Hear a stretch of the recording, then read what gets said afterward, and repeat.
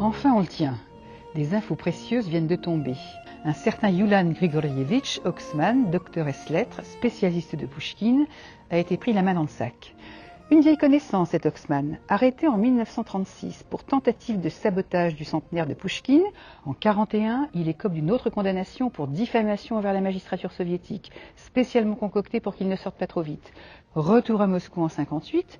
Tiens donc, 1958, la veille de la première publication d'Abraham Tertz en Occident. Ce roman, intitulé Les services compétents par Yegor Gran, et l'histoire est une sorte d'hommage au père de Gran, André Siniavski, un poète russe dissident qui a souffert de la période Khrouchtchev-Brejnev. Yegor Gran raconte la traque que le KGB a menée pour loger son père.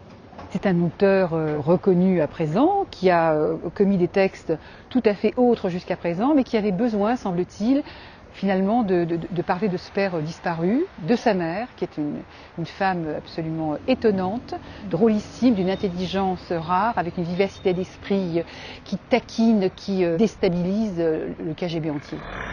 C'est un livre à la fois historique, qui remet bien en perspective la période de la déstalinisation, et c'est surtout un livre très intéressant parce qu'il est abordé par la perspective du KGB, c'est-à-dire que l'auteur s'identifie aux membres du KGB qui traquent son père, il dit « nous », et on se trouve pris dans cette traque qui est une traque complètement burlesque. On a l'impression d'être chez les pieds nickelés, chez des bouffons, enfin qui vont quand même finir par le loger, mais au prix de combien d'efforts et au prix de combien de bouteilles d'alcool consommées contre toute morale soviétique.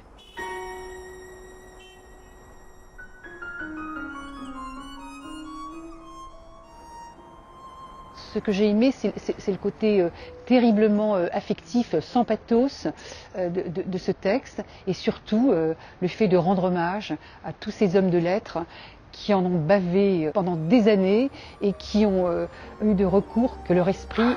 Et il y a un côté extrêmement loufoque dans ce texte qui me plaît. Je crois que Yegor Gran a vraiment gardé beaucoup de choses de l'âme russe, et ce qui me plaît chez lui.